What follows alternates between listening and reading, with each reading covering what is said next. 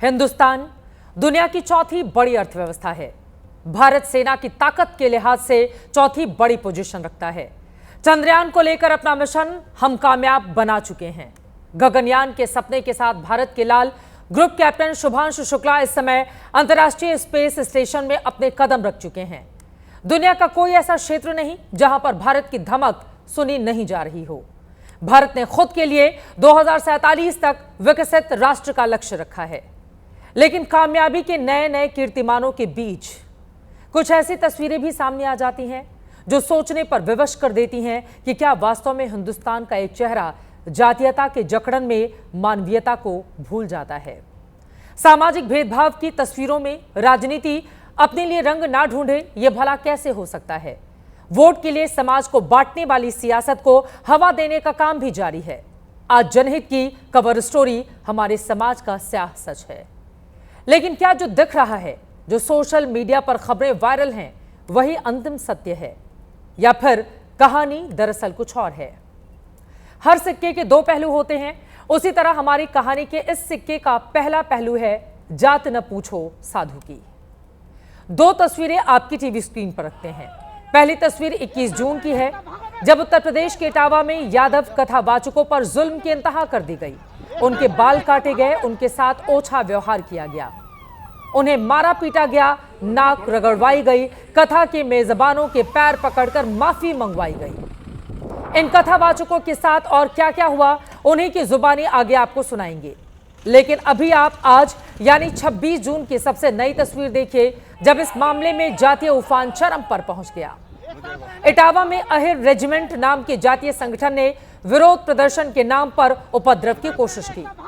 Police ने जब प्रदर्शनकारियों को रोकने की कोशिश की तो भीड़ ने पुलिस वालों पर पथराव शुरू कर दिया।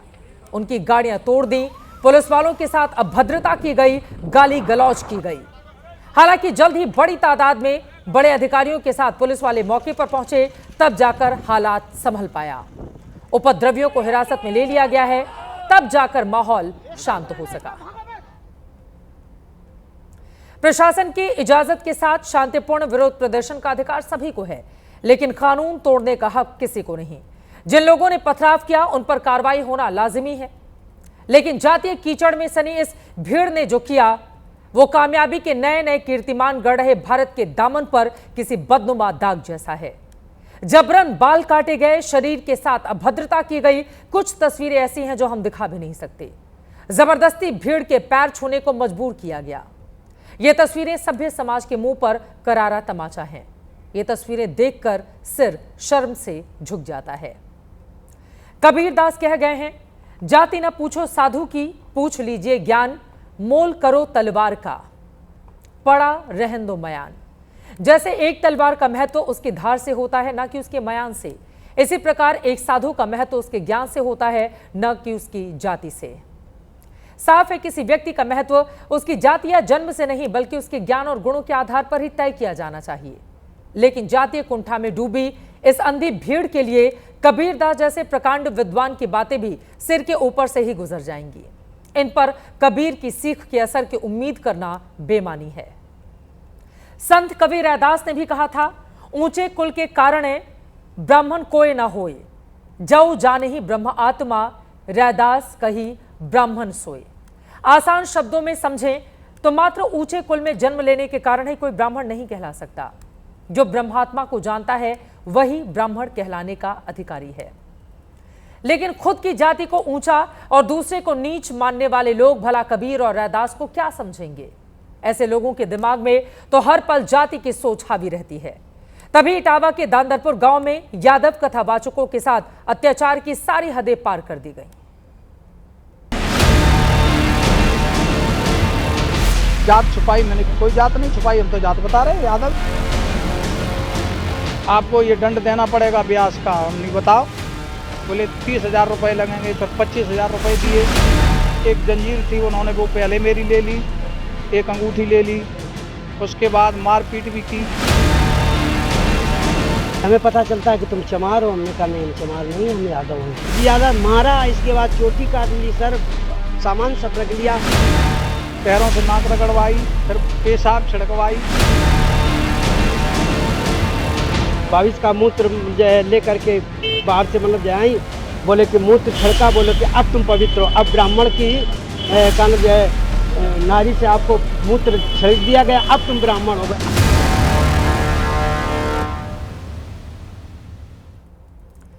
कथावाचकों ने अपनी जो कहानी बताई वो हमने आपके सामने रख दिया। ये इस कथा का एक पक्ष है जो हमने आपको दिखा दिया है। बीते 4 दिनों से यही पहलू देश के सियासी और सामाजिक गलियारों में घूम रहा है। अब इस कहानी का एक दूसरा पक्ष भी सामने आया है। कथावाचक मुकुटमणि का दावा है उनकी जाति की वजह से उनके साथ बदसलूकी की गई। इस आरोप के बाद यूपी की राजनीति गर्म है। कथावाचकों से मारपीट करने वाले 4 लोगों के खिलाफ एफआईआर दर्ज की गई। पुलिस ने उन्हें गिरफ्तार कर जेल भी भेज दिया है। लेकिन अब इस मामले में जो नई एफआईआर हुई है उसके मुताबिक कथावाचक मुकुटमणि ने धोखा दिया, अपनी पहचान छिपाई, धार्मिक भावनाओं को ठेस पहुंचाया। इस वक्त टीवी स्क्रीन पर आप उस एफआईआर की कॉपी भी देख सकते हैं जो कथावाचकों के खिलाफ की गई है। जयप्रकाश तिवारी की ओर से एफआईआर दर्ज करवाई गई है। आरोप है कि जयप्रकाश की पत्नी के साथ कथावाचक मुकुटमणि यादव ने छेड़छाड़ की। एफआईआर में मुकुटमणि और संत यादव दोनों आरोपियों के नाम हैं। एफआईआर में आरोपी मुकुटमणि के 2 आधार कार्ड का भी जिक्र किया गया है। दोनों आधार कार्ड की फोटोकॉपी भी पुलिस को दी गई है। एक आधार कार्ड पर आरोपी का नाम मुकुट सिंह है, दूसरे पर मुकुटमणि अग्निहोत्री। दोनों पर यूपी के औरैया का पता लिखा हुआ है, यानी आरोपी के पास 2 आधार कार्ड हैं। सवाल यह है कि मुकुटमणि ने किस मंशा से 2 आधार कार्ड अपने पास रखे। बताया जाता है कि खुद को मुकुटमणि अग्निहोत्री बताकर आरोपी कथावाचक लोगों को गुमराह करता और खुद को ब्राह्मण बताता था। और इतना ही नहीं, अब तो आरोप ये भी लग रहे हैं कि 21 तारीख को कथा पूजा के दौरान मुकुटमणि ने महिलाओं को गलत तरीके से छूने की कोशिश भी की। इनका तरीका गलत था और मुझे धीरे धीरे ये शक होने लगी ये ब्राह्मण किस तरीके के हैं, इनका तरीका ही गलत है। और टच करना, फिर खाना पे भी बुलाया, फिर इन्होंने हाथ पकड़ा, ये चीज़ इनकी गलत थी। कौन लोग हाथ पकड़ते थे? यही दोनों। इन्हों पे फिर लड़कों से मैंने बोला, इनसे बोला, इन्होंने बच्चों से बोला, तो दोनों पंडित जो थे, हाँ, तब उनसे माफ़ी मंगवाई। अच्छा। हाँ, ये जो घटना हम ये चाहते हैं इन दोनों को सज़ा मिलना चाहिए। दोनों को ये फर्जी आधार कार्ड बन के, ब्यास बन के आज मेरा के लाखों का नुकसान कर दिया। तो दोनों ही तरफ से आरोप लगाए जा रहे हैं। इन सब के बीच इटावा कथावाचक मामले में एक नया वीडियो भी अब सामने आया है। यूपी में इटावा के दांदरपुर गांव की ये तस्वीरें हैं। वीडियो 21 जून का बताया जा रहा है। इस वीडियो में गांव वालों ने मुकुटमणि को घेर रखा है। इस वीडियो में गांव वाले मुकुटमणि से बात कर रहे हैं, उससे सच पूछ रहे हैं, लेकिन शुरू में मुकुटमणि अपनी जाति के बारे में बताने से बचते हैं। काफी कोशिशों के बाद ही वो अपनी जाति के बारे में जानकारी दे रहे हैं। हालांकि इस वीडियो को देखकर कहीं से ये नहीं लग रहा कि गांव वाले उस समय तक मुकुटमणि से बदसलूकी कर रहे थे। हालांकि बात की तस्वीरें कुछ और हैं। फिलहाल आप ये वीडियो गौर से देखें। कोई बात नहीं है, देखो सही बात तो जाए, पहली तो हमारी कोई जात नहीं है। पहली बात समझ ले। अरे एक महात्मा स्वरूप है हमारा, महात्मा स्वरूप। पहली बात तो जात नहीं, हम आज हमें 14-15 साल हो गए घर छोड़ के महात्मा में रह रही है। महात्मा ने ठीक है।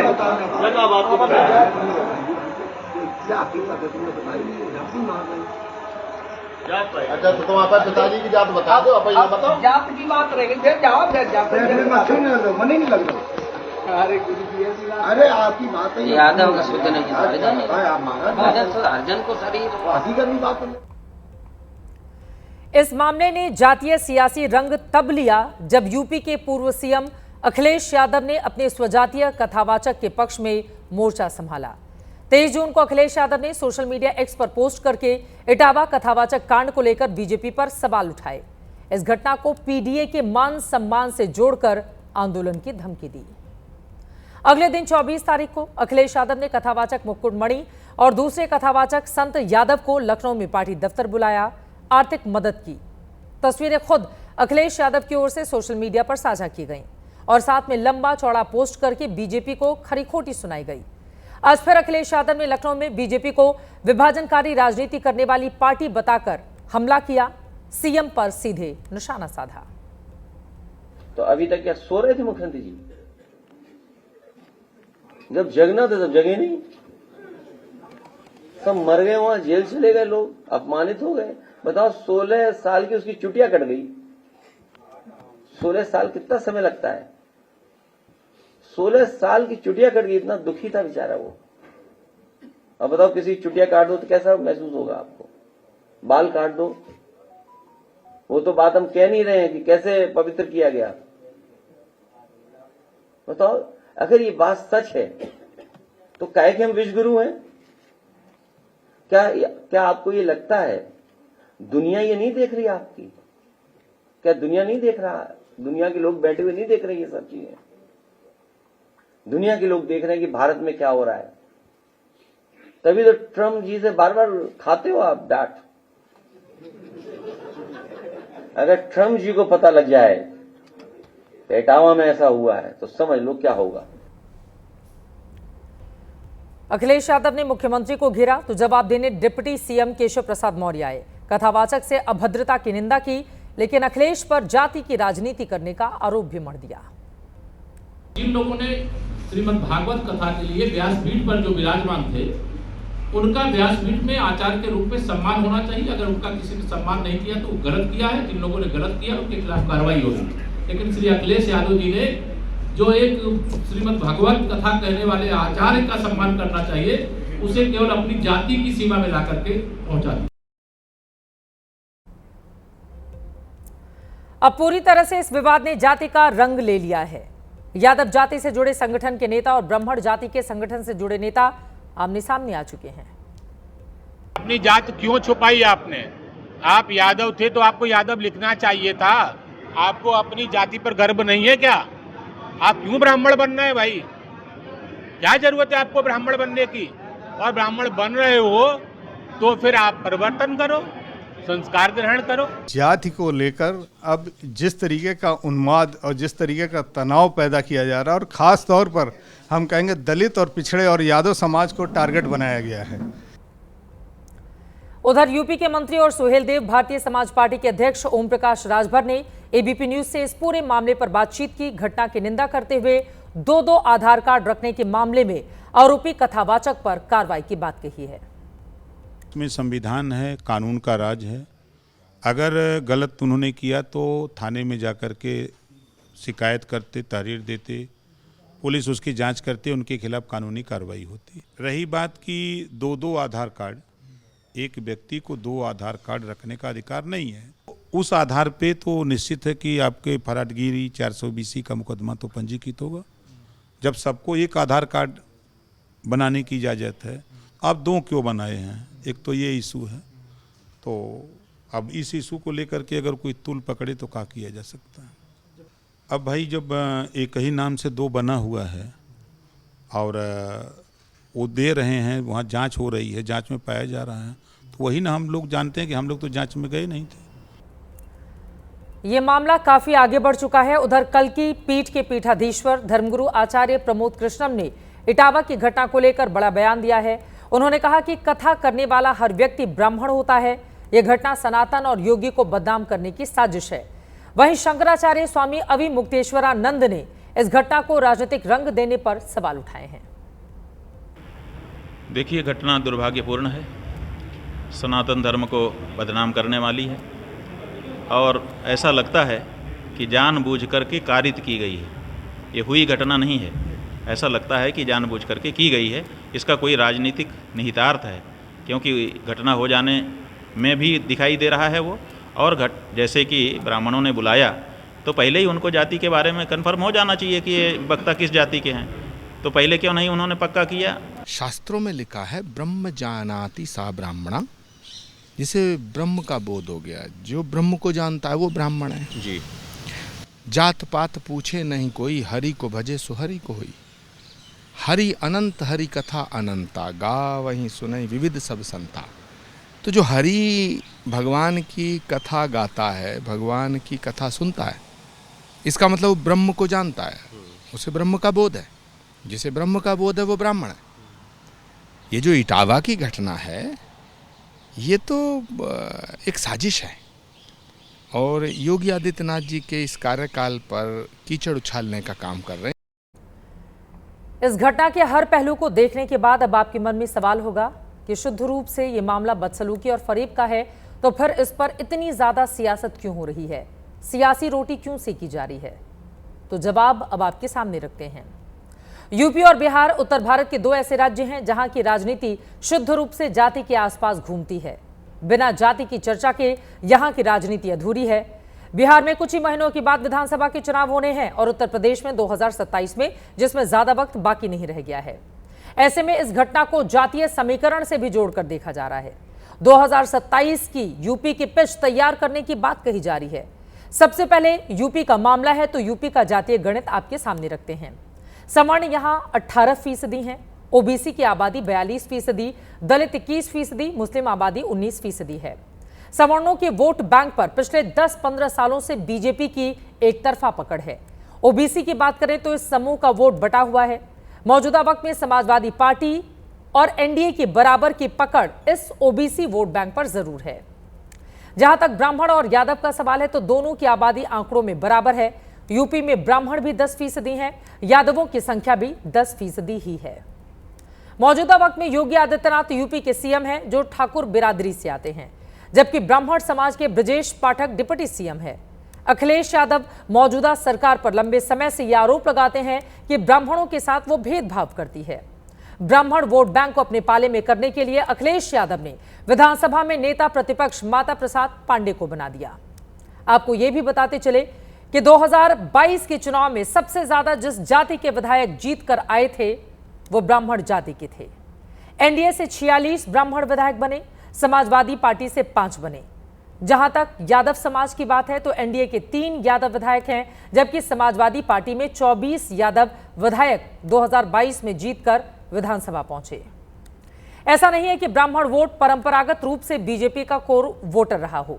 2007 में सोशल इंजीनियरिंग करके मायावती ने ब्राह्मण वोट अपने पाले में किया था।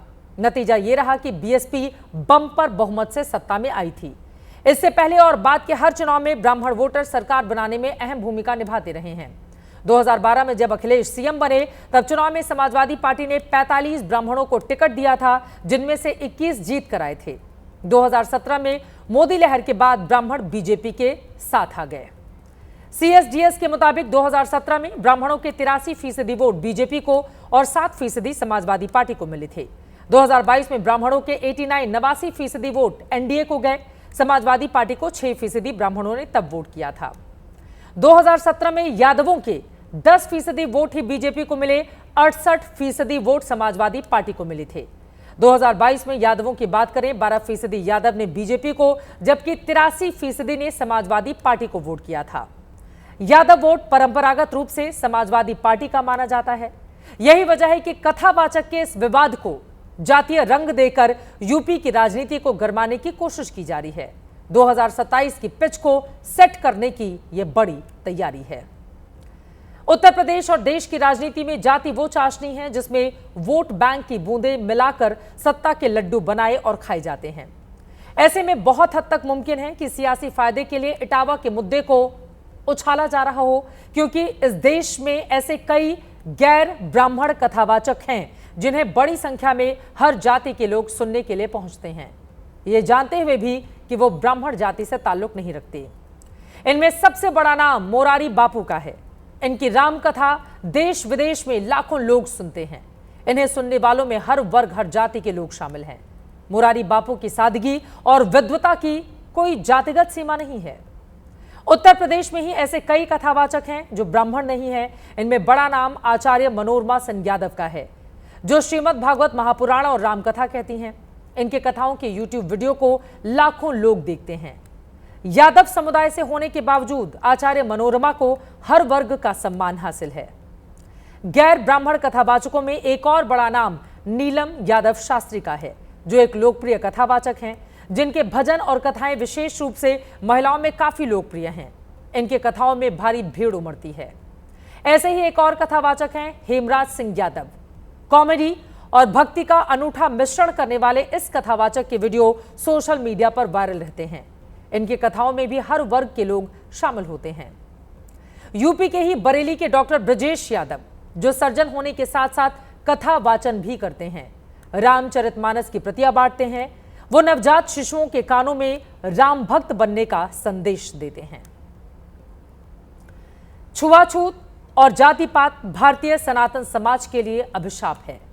दुख की बात यह है कि कलंक उस समाज के नाम है जिसके सबसे बड़े धर्म ग्रंथों में शुमार रामायण और श्रीमद् भागवत गीता की रचना कथित वर्ण व्यवस्था में सबसे निचले तबके से आने वाले महर्षियों ने ही की। रामायण के रचयिता महर्षि वाल्मीकि को कौन नहीं जानता। त्रेता युग में इस महाकाव्य की रचना करने वाले महर्षि वाल्मीकि के मंदिर देश भर में हैं, जहां रामायण में अटूट विश्वास करने वालों की अगाध आस्था है। खासकर हर साल शरद पूर्णिमा के दिन देश के वाल्मीकि मंदिरों में उत्सव जैसा माहौल रहता है, क्योंकि इस दिन हम वाल्मीकि जयंती मनाते हैं। महर्षि वाल्मीकि सिर्फ एक जाति विशेष के ही आराध्य नहीं, बल्कि संपूर्ण सनातन परंपरा रामायण के रचयिता। हालांकि महर्षि वाल्मीकि की जाति को लेकर भी अलग अलग मत हैं। कुछ ग्रंथों में उन्हें ब्राह्मण भी बताया गया है, लेकिन मोटे तौर पर मान्यता यही है कि वो दलित समाज से आते थे। जरा सोचिए, अगर रामायण की रचना ना हुई होती तो हम तक त्रेता युग के मर्यादा पुरुषोत्तम भगवान राम की कहानी कैसे पहुंचती। यानी भगवान राम से भारत का साक्षात्कार कराने वाले आदि पुरुष महर्षि वाल्मीकि ही हैं। महर्षि वाल्मीकि की तरह ही वेदव्यास भी सनातन परंपरा में बेहद पूजनीय स्थान रखते हैं। वो भी एक शूद्र महिला की कोख से ही पैदा हुए। मान्यता है कि उनका जन्म ब्राह्मण पिता पराशर ऋषि और मल्लाह माता सत्यवती से हुआ था। वेदव्यास को कृष्ण द्वैपायन के नाम से भी जाना जाता है। वो महर्षि वेदव्यास ही थे जिन्होंने श्रीमद् भागवत गीता की रचना की, जो आज धर्म और कर्म दोनों लिहाज से भारत की अमिट पहचान और परंपरा का हिस्सा है। यदि हम इतिहास उठा करके देखें तो कबीरदास जी कथावाचक थे, रविदास कथावाचक थे। वेदव्यास जी कौन थे? वो सत्यवती दासराज केवट की कन्या थी, उसके पुत्र थे, जिन्होंने 18 पुराणों की रचना की, 6 शास्त्रों की रचना की और आपके उपनिषद रचे, भागवत रची। कहा तो हमें जाति मुक्त समाज बनाना था और कहा हम जाति के जाल में और जगड़ते हुए चले जा रहे हैं। ऐसे में क्या रैदास की वो भविष्यवाणी सच साबित हो सकती है जिसमें वो कह गए, जाति पाति के फेर मही उर्झी रही सब लोग, मानुषता को खात हई रैदास जाति कर रोग। यानी अज्ञानवश सभी लोग जाति पाति के चक्कर में उलझ कर रह गए हैं। रैदास कहते हैं कि यदि वो इस जातिवाद के चक्कर से नहीं निकले तो एक दिन जाति का ये रोग संपूर्ण मानवता को निगल जाएगा। और यहाँ पर 2 अलग अलग पहलू जो उस खबर के सामने आए कि एक तरफ कथावाचकों ने अपनी जाति छिपाई। अगर ये सच है तो उन्हें कतई ऐसा नहीं करना चाहिए। हम जिस जाति में जन्मे हैं उस पर हमें गर्व होना चाहिए। तो वहीं दूसरी तरफ जाति के नाम पर अगर उन्हें मारा और पीटा गया है तो ऐसे लोगों के खिलाफ पुलिस और प्रशासन को सख्त कार्रवाई जरूर करनी चाहिए, ताकि ये मामला नजीर बन पाए और दोबारा इस तरह की तस्वीर किसी हिस्से से सामने नहीं आए।